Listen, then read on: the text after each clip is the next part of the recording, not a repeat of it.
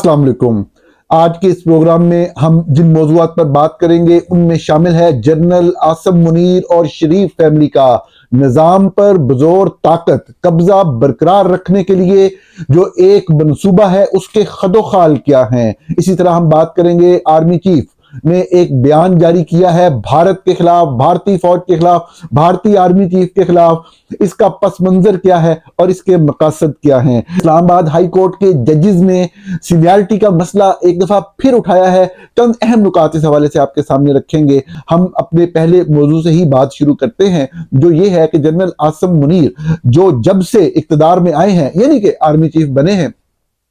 اگرچہ شریف فیملی کے ساتھ معاملات جو ہیں وہ پاک فوج کے بطور ادارہ پہلے سے طے پا چکے تھے، لیکن اس کی وجہ یہی تھی کہ ان سائیڈ ایک ڈیل جنرل عاصم منیر سے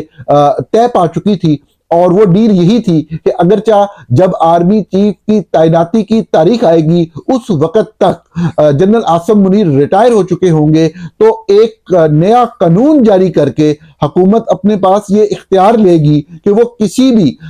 ریٹائر ہوتے ہوئے جرنیل کو نہ صرف کنٹینیو کرنے کا اختیار رکھ سکتی ہے بلکہ اس کی سینیارٹی بھی برقرار رکھ سکتی ہے۔ سب سے زیادہ سینیارٹی برقرار رہے گی تو وہ آرمی چیف کی تعیناتی کے لیے قبول ہوگا۔ یہ کہانی یہاں سے شروع ہوئی تھی، اور اس کے بعد مسئلہ سب سے بڑا یہ درپیش ہوا اس پوری کہانی کو کہ جن کے خلاف یہ ساری محاذ آرائی اور منصوبہ سازی کی جا رہی تھی وہ ایک سیاسی جماعت تھی پاکستان تحریک انصاف، جس کے قائد عمران خان تھے۔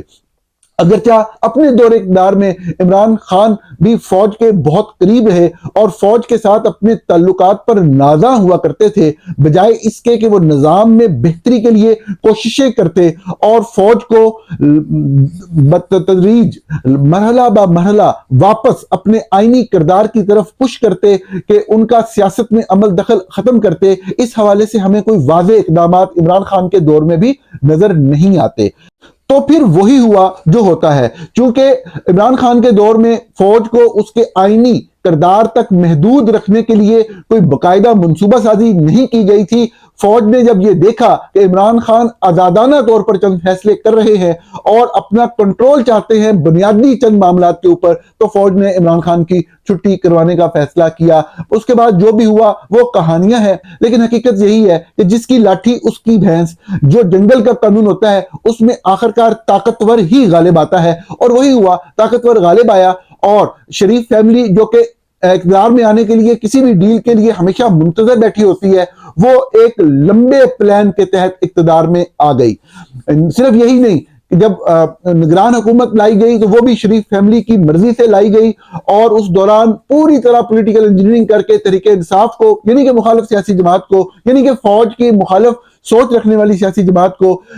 دیوار کے ساتھ لگانے کی بھرپور کوشش کی گئی۔ لیکن پاکستان کی تاریخ میں شاید پہلی مرتبہ ایسا ہوا کہ فروری 8 2024 کو عوام نے بھرپور طریقے سے صرف ایک طرف مینڈیٹ دیا۔ حالانکہ ہمیں سپلٹ مینڈیٹ دیکھنے میں آیا باقی 3 صوبوں میں، صوبہ خیبر پختونخوا، بلوچستان اور سندھ میں، لیکن پنجاب کے اندر واضح مینڈیٹ جو ہے وہ واضح طور پہ صرف ایک جماعت پاکستان تحریک انصاف کے حق میں تھا۔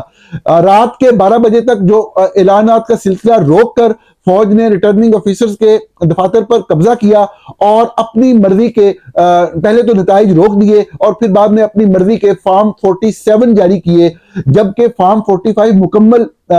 جو اصل فارم 45 تھے وہ غائب کر دیے، اور فارم 47 کو سبسٹینشیٹ کرنے کے لیے، یعنی کہ فارم 45 ایک پولنگ اسٹیشن کا ہوتا ہے، ان تمام پولنگ اسٹیشنز کے نتائج کو جمع کر لیں تو پورے حلقے کا ایک فارم 47 بنتا ہے۔ نئے جو فارم 47 جاری کیے گئے ان کو سبسٹینشیٹ کرنے کے لیے، یعنی کہ ان کے جو نیچے فارم 45 نئے جعلی بنانے تھے وہ بنے بھی نہیں تھے، اور فارم 47 جاری ہو گیا، اور پھر تابدار سارے سسٹم پہ قبضہ کیا گیا، اور بعد میں جعلی فارم 45 تیار کرنے کی ناکام کوشش کی گئی کسی بھی حلقے کے، خصوصاً نواز شریف کے لاہور کے حلقے کے، یا اس طرح کے جتنے بھی حلقے آپ کھول کے دیکھیں جو کہ بہت سے لوگوں نے دیکھے بھی، تو اس کے اندر آپ کو کلیئرلی نظر آتا ہے کہ بڑا بے دردی سے اور بڑے ظالمانہ طریقے سے کانٹ جھانٹ کر کے سامنے مطلب ہے 1 کو 6 بنا کر اور 7 کو 8 بنا کر اور پتہ نہیں کیا کیا کر ووٹ پورے کرنے کی ناکام کوشش کی گئی ہے۔ اتنے واضح مینڈیٹ اور واضح طور پہ ایک عوامی ہمدردی کی لہر پاکستان تحریک انصاف اور عمران خان کے حق میں دیکھنے کے بعد یقینی طور پہ فوجی جرنیلوں کے لیے یہ بہت تکلیف دہ مرحلہ تھا. اس کو قبول کرنا ان کے لیے کسی بھی طور پر ممکن نہیں تھا, اور ایسی صورتحال کے اندر اقتدار کو جاری رکھنا, شریفوں کو اقتدار میں لانا اور فوج کا نظام کے اوپر ایک مضبوط گرپ رکھے رکھنا بہت مشکل نظر آتا تھا. اس کے لیے ایک باقاعدہ پلان اور منصوبے کی ضرورت تھی, اور وہ پلان اور منصوبہ پھر شریف حکومت کے, شریف فیملی کے جو نام نہاد چند آئینی اور قانونی ماہرین, جن میں سے اعظم نذیر تارڑ صاحب سر فہرست تھے. اتنا بدبودار اور گھٹیا کردار ہے اعظم نذیر تارڑ کا, خصوصاً پاکستانی عوام کے خلاف ظلم و ستم کے لیے, فوج کے ادارے کو مضبوط کرنے کے حوالے سے, پاکستانی عوام کے اوپر تشدد کرنے کے حوالے سے, اختیار دینا سیکیورٹی کے اداروں کو, جو قانون سازی کی اعظم نذیر تارڑ نے, جو خفیہ اداروں کو زیادہ اختیارات دینے کے حوالے سے, پاکستانی شہریوں کی تمام آزادیاں سلب کرنے کے حوالے سے جو قانون سازی کی اعظم نذیر تارڑ نے, اور جو بھی انہوں نے آئین کی روح کے خلاف قانون سازی کروائی, یہ پاکستانی تاریخ کا گھٹیا ترین کردار جو ہے. یہ آپ اگر اس کو غور سے دیکھیں تو آپ ماضی کے شریف الدین پیرزادہ کو بھول جائیں گے, وہ آپ کو ولی نظر آئیں گے. لیکن یہ سب کچھ ہوا, اور پھر جو جیک برانچ کے دماغ اور ادھر سے شریف فیملی کے پیسوں پہ پلنے والے قانونی دماغ مل کر بیٹھے اور ایک منصوبہ تشکیل دیا گیا, اور وہ منصوبے کا واحد مقصد یہی تھا کہ کسی طریقے سے جو ایک بھرپور عوامی طاقت جو ہے وہ ایک دوسری جماعت کے پیچھے کھڑی ہے, اس کو کس طریقے سے نہ صرف بزور طاقت کچلا جائے, بلکہ سسٹم کے اندر بھی جو ان کو قانون اور آئین پہ عمل درآمد کی وجہ سے سپورٹ میسر آ سکتی ہے, اس کا بھی بالکل کلا کما کر دیا جائے. اب اس کے لیے کیا ضروری تھا؟ اس کے لیے یہ ضروری تھا کہ لوگوں کے اوپر مقدمات قائم کیے جائیں, جھوٹے مقدمات بنائے جائیں سیاسی کارکنوں کے خلاف, سیاسی لیڈروں کے خلاف. اب مسئلہ یہ تھا کہ جب مقدمات بنائے جائیں گے تو آگے سے عدالتیں جو ہیں وہ شواہد دیکھیں گی اور اس کے مطابق فیصلہ کریں گی. تو پاکستان میں لوور کورٹ کے لیول پہ تو یہ پہلے بھی کوئی مسئلہ نہیں تھا, بہت آسان تھا کہ آپ ان کو ایزیلی مینج کر لیتے تھے. ہائی کورٹس کے اندر بھی اپنے جج ہوتے تھے, کسی ایک خاص طریقے کے تحت مقدمہ اپنے جج کے سامنے لگوا کر کیس کو حل کرنے کی کوشش کی جاتی تھی. در حقیقت اوورآل اگر پورے نظام کے اندر سے گزارا جاتا تو کہیں نہ کہیں کوئی مزاحمت پیش آتی تھی, لیکن اس وقت تک ان کا معاملہ بھی حل ہو چکا ہوتا تھا. جو جس کو جتنا دبانا ہوتا تھا وہ دبا چکے ہوتے تھے. لیکن اس مرتبہ جو ہے وہ صورتحال یہ تھی کہ ان کو عدلیہ میں سے بھی بہت زیادہ جو رکاوٹ اور مزاحمت کا سامنا تھا اپنے اس منفی منصوبے کو آگے بڑھانے کے حوالے سے. تو ان دماغوں نے, شریف فیملی کے اور فوج کے جیک برانچ کے جو قانونی دماغ تھے, یا آئی ایس آئی نے جو چند ایکسپرٹس ہائر کیے ہوئے تھے, انہوں نے یہی منصوبہ بنایا کہ کسی طریقے سے پورے عدالتی نظام کو لوور کورٹ کے لیول سے لے کے ہائی کورٹ تک, اور پھر ہائی کورٹ سے لے کے سپریم کورٹ میں آخری اپیل کے مرحلے تک پورے نظام کو جو ہے وہ اپنی گرپ میں لے لیا جائے, تاکہ ہم جس شخص پہ جو مقدمہ چاہیں بنائیں, جس سیاسی ورکر کے اوپر, جس سیاسی لیڈر کے اوپر جو مقدمہ چاہے بنائیں, اس کے اوپر وہ مقدمہ جب لوور کورٹ کے اندر جائے تو آگے ہمارے کتے بلے جج بیٹھے ہوں, ان سے ہم جو مرضی فیصلہ کروائیں. اگر اپیل ہائی کورٹ میں جائے تو یہ جو پرابلم آتا ہے اسلام آباد ہائی کورٹ میں کہ ایک چیف جسٹس ہمارا ہے, باقی سارے جج جو ہیں وہ انڈیپینڈنٹ ہیں. جو اب آپ کو اس کا اصل مقصد سمجھ آتا ہے وہ یہ ہے کہ کسی بھی شخص کے اوپر جو مرضی الزام لگائیں, اور وہ جب لوور کورٹ میں جائے تو جو فیصلہ آئی ایس آئی کا ایک متعلقہ جو سیکٹر کمانڈر لکھ کے دے گا وہی وہ جج جو ہے وہ دے گا. اس کے بعد جب ہائی کورٹ میں جائے گا تو ہائی کورٹ کے اندر پہلی بات ہے کہ چیف جسٹس اپنا ہوگا, وہ اس جج کے سامنے وہ مقدمہ لگائے گا جو کہ آئی ایس آئی کا ذاتی ملازم یا ٹاؤٹ ہوگا, اور اس کے بعد اس سے جو مرضی فیصلہ حاصل کر لیا جائے. جب وہ سپریم کورٹ کے اندر جائے گا تو اپنی مرضی کے جج کے سامنے, اور دیکھیں آپ کے سامنے کس طرح پولیٹیکل ورکرز کو جو ہے بطور ججز لایا جا رہا ہے. مقصد صرف یہ ہے کہ جو کہ اپوزنگ وائسز ہیں, جو کہ ڈیسنٹنگ وائسز ہیں, جو کہ اپوزیشن کی وائسز ہیں, ان کو کرش کر دیا جائے. تو یہ قانونی طور پہ سٹرکچرل جو چینجز تھیں وہ اس طریقے سے لائی گئی ہیں. ہم اس کو پہلے دیکھ رہے تھے, پہلے مرحلے میں ہم نے یہ دیکھا کہ یہ شاید آئینی بینچ بنا کر چند آئینی معاملات کو سیٹل کرنا چاہ رہے ہیں. بعد میں ہمیں یہ نظر آیا کہ شاید یہ عدلیہ کا جو نظام ہے اس کے اوپر ایک تھوڑی سی گرپ اپنی مضبوط کرنا چاہ رہے ہیں. لیکن جو لیٹسٹ ڈیولپمنٹس ہو رہی ہیں کہ ایک مجرم شخص کو, ایک تاریخ کے بدترین کرپٹ شخص کو, سرفراز ڈوگر کو جو لایا گیا, آپ کے سامنے اسلام آباد high court Lahore high court سے اٹھا کے ایک ایسی پوزیشن پہ کہ آٹومیٹکلی وہ چیف جسٹس کے بعد سب سے سینئر ہو جائے، اور اس کو لانے کے بعد جو تازہ ترین خبر آپ نے کل دیکھی ہوگی، اس کو احتساب عدالتوں کا نگران جج مقرر کر دیا گیا ہے۔ یعنی کہ ایک شخص جو جانا اپنی کرپشن کی وجہ سے جاتا ہے، جو کرپٹ ترین انسان ہے، اس شخص کو عدلیہ کا انچارج بنا دیا گیا ہے۔ اس عدلیہ کا جو کہ احتساب عدالتوں کا نظام چلا رہی ہے، وہ مانیٹرنگ جج کے طور پر آ کر بیٹھ گیا، اور وہ اب پورے نظام کو دیکھے گا، جس کی شہرت ہی آئی ایس آئی کا ٹاؤٹ ہونا ہے۔ تو اب مقصد کیا ہے کہ جن لوگوں کے اوپر نام نہاد کرپشن کے کیسز بنائے جائیں گے، اگر کوئی جج احتساب عدالت کا کوئی تھوڑا بہت ہینکی پھینکی کرتا بھی ہے، تو سرفراز دوگر صاحب جو ہے وہ اس کی گردن پکڑنے کے لیے تیار بیٹھے ہوں گے۔ اس سے بڑی بدقسمتی پاکستان کی بطور قوم کیا ہو سکتی ہے؟ تو یہ وہ نظام تھا کہ آپ آئینی بینچ کے ذریعے آئینی معاملات کنٹرول کریں، اوورآل عدلیہ کے اندر جوڈیشل کمیشن کی تشکیل اور بینچ بنانے کی جو پاور وہ لے کے ایک اوورآل کنٹرول رکھیں، لیکن جو سٹرکچرل چینج پورے سسٹم کے اندر کر دی گئی وہ اتنی خوفناک اور بھیانک ہے کہ ایک جنگل کا قانون آپ کو نظر آتا ہے کہ آپ جس کے اوپر چاہیں جو جھوٹا مقدمہ کرائیں، لوور کورٹ سے لے کے ہائی کورٹ تک اور پھر آگے سپریم کورٹ میں اپیل کے تمام مراحل تک، جو گھٹیا ترین غلیظ ترین کردار ہیں سوسائٹی کے، ان کو بطور ججز بٹھا کے جو ہے ان سے اپنی مرضی کے فیصلے لیے جائیں، اور اس طریقے سے ڈائسنٹ کو، اپوزیشن وائسز کو، اپوزیشن پارٹی کی وائسز کو ان دا لانگ رن دبایا جائے، تاکہ جو بھی مقدمہ آئے اس کا فیصلہ اپنی مرضی سے کر لیا جائے۔ عوام بے شک ساری کی ساری جو ہے وہ ایک سائیڈ پہ کھڑی ہو، اس کی جو بھی رائے ہے وہ بھاڑ میں جائے، چونکہ قبضہ ہے اقتدار پہ، طاقت کا قبضہ ہے، تو ہم قانون کو ایک مولڈ کر کے ایک گندی شکل میں لا کے اس کے ذریعے اس سارے نظام کو کنٹرول رکھیں گے۔ اس میں سبق ہے اپوزیشن جماعتوں کے لیے بھی کہ آپ کسی بھی طور پہ اوپر اب اس سسٹم کے اندر رہتے ہوئے کوئی بھی سٹرگل کریں گے، وہ کبھی بھی کامیاب نہیں ہونے دی جائے گی۔ آپ ایک نہیں، آپ 100 خط آرمی چیف کو لکھ لیں، آپ کو بڑے مثبت پیغامات آئیں گے، آپ کو جھانسے دیے جائیں گے، لیکن آپ یقین مانیے ہم نے اس سسٹم کو بہت کلوزلی 2 دہائیوں سے زائد براہ راست دیکھا ہے۔ یہ لوگ صرف اور صرف منافق ہیں، ان کا واحد مقصد پاکستان کے اوپر جو جرنیل ہیں ان کا مقصد کنٹرول ایک جو ہے اس کو برقرار رکھنا، اس کو مضبوط کرنا، پاکستان کے اندر اپنے ٹاؤٹ پولیٹیشینز اور ٹاؤٹ جو کردار ہیں بیوروکریسی یا عدلیہ میں، ان کے ذریعے لوٹ مار کرنا، اور پھر سرمایہ لوٹ مار کر کے پاکستان سے باہر یورپ میں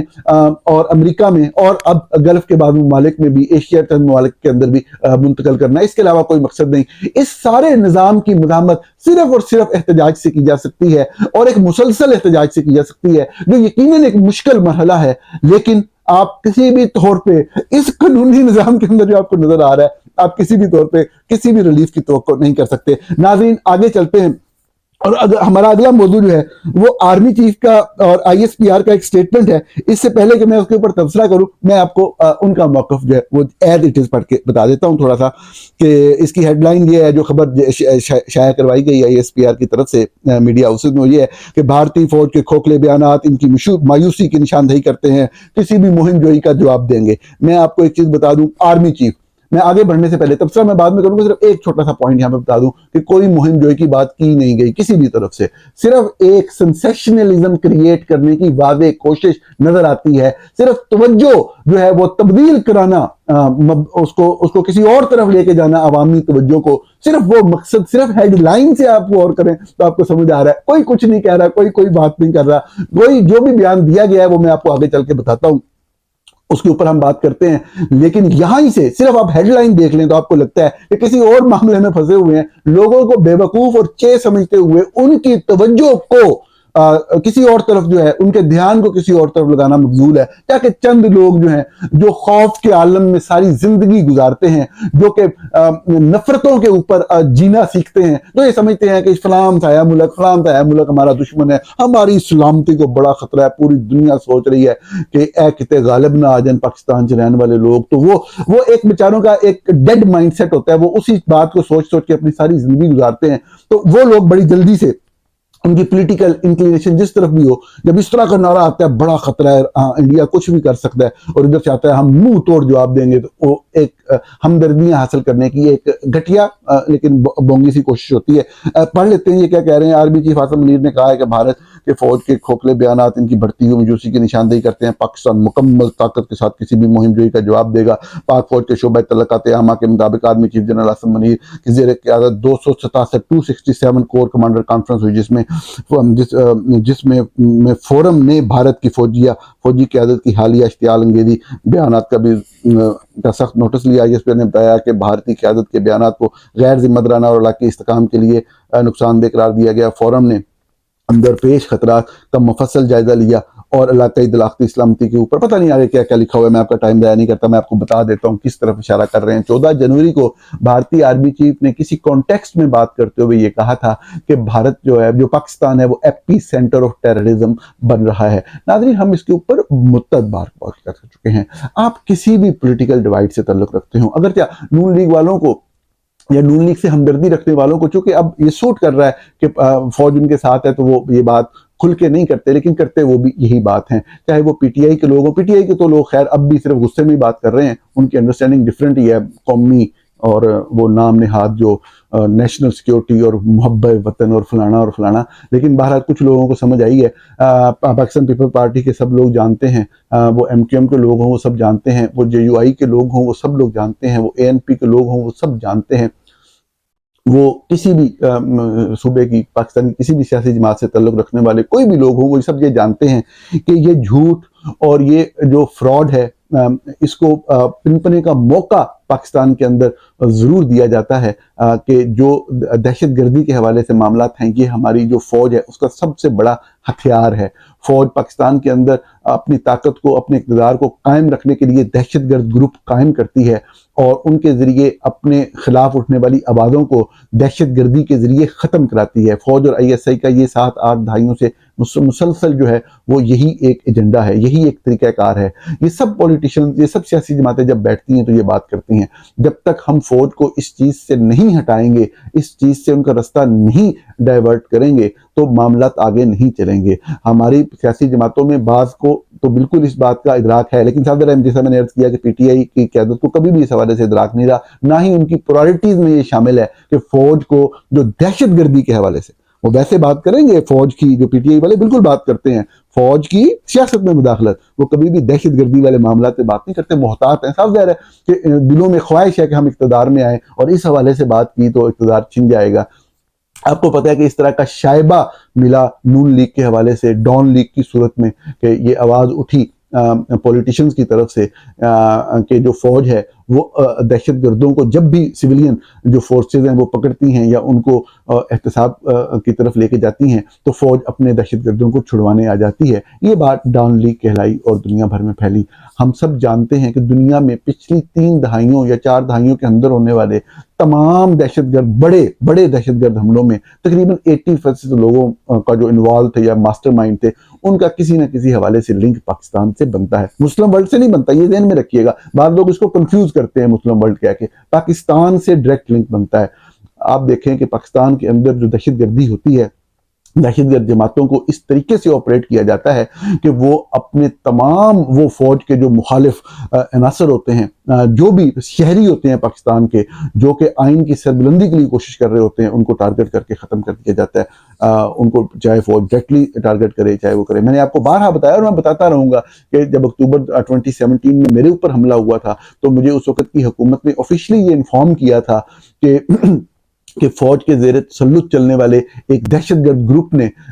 لشکر طیبہ نے جو ہے وہ میرے اوپر، ان کو استعمال کیا گیا میرے اوپر اسلام آباد میں پارا میں آئی ایس آئی کے ہیڈ کوارٹر سے چند قدم کے فاصلے پر میرے اوپر حملہ کرنے اور مجھے مارنے کی کوشش کرنے میں۔ تو یہ جو ہمارا کردار ہے دہشت گردی کے حوالے سے، اگر ہم تھوڑے سے بھی محب وطن ہیں، اگر ہم منافق نہیں ہیں، اگر ہم بے غیرت نہیں ہیں تو ہمیں یہ ماننا چاہیے کہ ہماری فوج دہشت گرد گروپوں کو پیدا کرتی اور پالتی رہی ہے، ان کو پروموٹ انکریج کرتی رہی ہے۔ یہ بہت بڑی حقیقت ہے اور اس میں کوئی ہمارا دشمن بھی یہ بات کرے تو ہم نے اس کے اوپر لڑنے نہیں بیٹھ جانا، ہم نے سچ اور حق کو تسلیم کرنا ہے، کیونکہ جب تک آپ कैंसर की मौजूदगी का इदराक नहीं करेंगे, आप कैंसर के खात्मे की कोशिशें नहीं कर सकते। हमारी सियासी जमातें बिल्कुल संजीदा नहीं है, खुसूसन पीटीआई का तो इस हवाले से, किसी भी हवाले से कोई थोड़ा सा भी पॉलिसी आप कह लें कि कोई थोड़ा सा अंडरस्टैंडिंग का लेवल तक भी नहीं है कि वो कभी भी फौज से ये कहे कि आप दहशतगर्दी के हवाले से या मजहबी एक्सट्रीमिज्म फैलाने के हवाले से या ये ब्लास्फेमी के इल्जामात फैलाने के हवाले से आप बाज आ जाएं, पाकिस्तान को आगे चलने दें। बाकी सियासी जमातों ने फिर भी अपने अपने तौर पे अपने अपने वक्त में थोड़ी बहुत कोशिश की, लेकिन फिर इक़्तिदार की लालच में वो उस चीज में आ गए। तो ये बहुत ही खौफनाक बात है। तो ये इसका पस मंजर था। मैंने कहा आपको बता दूं कि आर्मी चीफ ने जो आज कहा वो किस तरफ इशारा किया। वो एपी सेंटर वाली बात 14 जनवरी को बिल्कुल एक डिफरेंट कॉन्टेक्स्ट में की गई और सच बोला गया, हकीकत बताई गई, और उसको हमें इंप्रूव करने की जरूरत है। सिविलियन साइड पे जितने भी अवाम उन्नास के अंदर ग्रोह हैं, सिविल सोसाइटी के ग्रोह हैं, उनको इकट्ठा होकर यकजा होकर इस सारे मामले को फेस करने की जरूरत है, बजाय इसके कि हम इसके ऊपर जो है वो झूठ बोलें और जज्बाती बातें करके अपने नौजवान नस्ल को भटकाएं और गलत राह पे लगाएं। इस्लामाबाद हाई कोर्ट के जजेस ने खत लिखा अपनी सीनियरिटी के हवाले से। ये मामला बहुत क्लियर है, सीनियरिटी बहुत क्लियर है। जो भी जज हल्फ उठाता है वो किसी एक हाई कोर्ट का हल्फ उठाता है, उस जुरिस्डिक्शन के लिए होता है। सूबाई लाज लैदा होते हैं, वो बिल्कुल ट्रांसफर हो सकता है, उसका राइट बनता है दूसरी जगह पे, लेकिन वो वहां पे जाके या तो हलफ उठाएगा या जूनियर मोस्ट होगा और वक्त के साथ जो है वो तरक्की करता हुआ ऊपर अपने मंजिल के ऊपर आएगा। यही वजह थी कि जब हुकूमत जो है वो आइन में तरमीम कर रही थी, तो चूंकि उनका मकसद ये था कि हम दूसरी जगह पे जब लाएंगे तो कोई बंदा आएगा नहीं कि उसको दूसरी जगह पे जाके बहुत जूनियर जगह पे जाना पड़ेगा, तो उन्होंने एक आइन के अंदर तरमीम भी रखी, 26वें आइनी तरमीम के अंदर। यही वजह थी कि आइन के अंदर नहीं था, तो वो उसके ऊपर इत्तेफाक राय नहीं हो सका। इसके बावजूद जो है वो ये मामला चल रहा है और ये लोग अब खत लिख रहे हैं। अभी तक भी बहुत ही मुनाफिक लोग, बददियानत लोग जो हैं वो कोशिश कर रहे हैं कंट्रोवर्शियल बनाने की इन 6 जजेस को। आप उनसे कभी पूछ लें कि भाई आप अगर ये कहते भी हैं कि पीटीआई या इमरान खान के हक में कुछ जजमेंट्स दी गई, तो आप ये बताएं कि कौन सी एक जजमेंट गलत थी जो आइन और कानून के खिलाफ थी। हक में तो इन्हीं जजों ने, नून लीग के लोगों के भी फैसले किए। तो बात यह है कि आप पॉइंट आउट तो करें ना कि कौन सी एक जजमेंट थी जो इनके हक में दी गई पीटीआई या इमरान खान की और वो गलत थी, या फर्ज कर दें किसी के खिलाफ जजमेंट दी गई और वो गलत थी। कोई एक जवाब तो लेके आए। किसी पास कोई जवाब नहीं, सब जनरलाइज बातें करेंगे, लोगों को भटकाने और बेवकूफ बनाने की कोशिश करेंगे।